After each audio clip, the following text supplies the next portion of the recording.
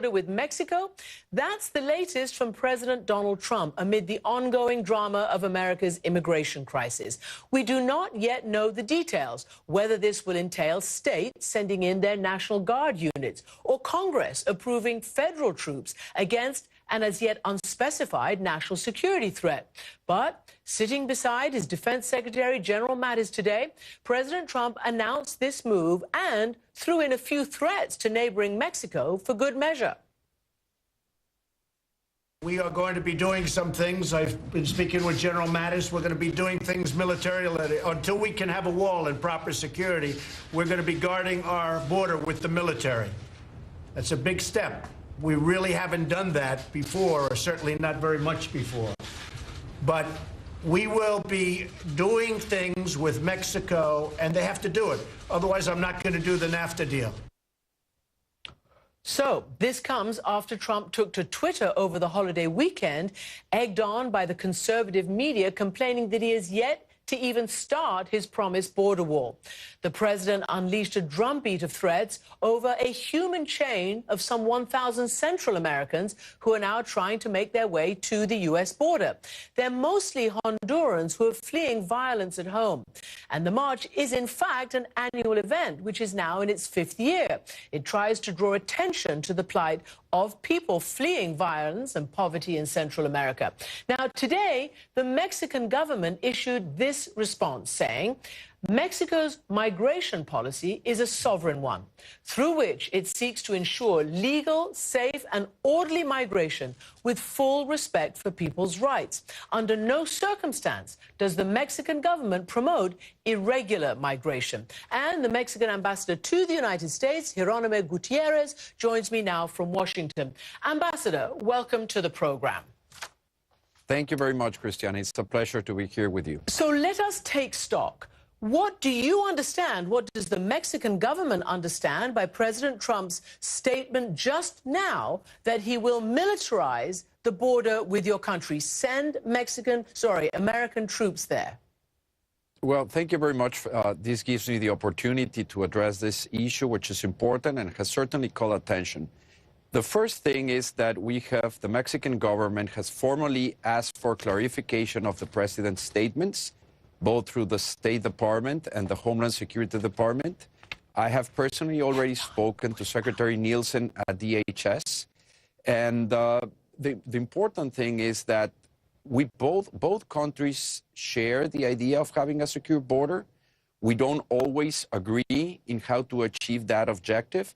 And I do expect that as in the next few hours, we will get clarification on this issue.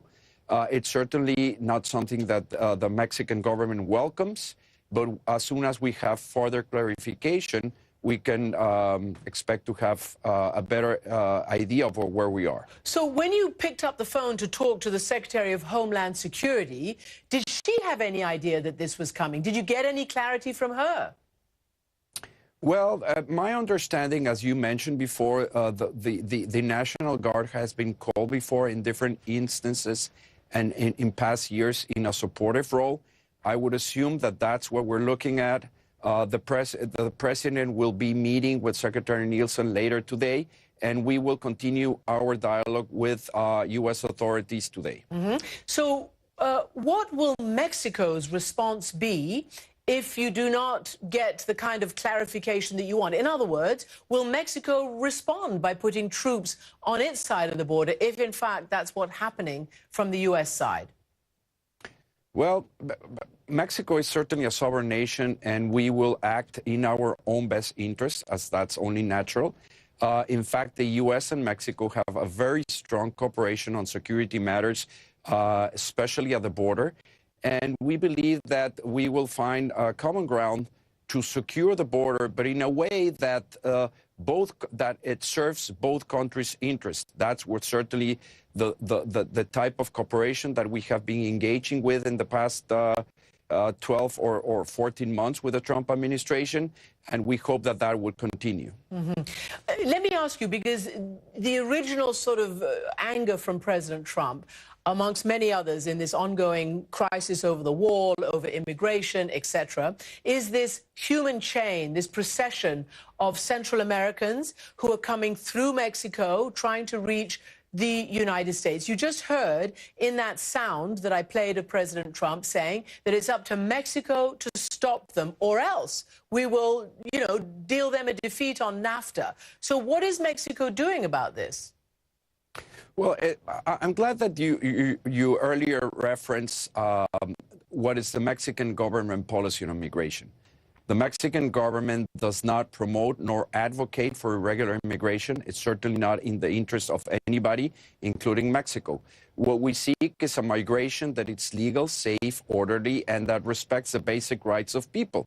And that's what we're trying to achieve. In the specific case of the caravan, which, as you mentioned, has taken place before in previous years, what we're looking at is an event that really calls the attention into the rights of migrants in Mexico. As it was announced yesterday by Mexico's government, Mexican migration authorities have been working with the people involved in the caravan.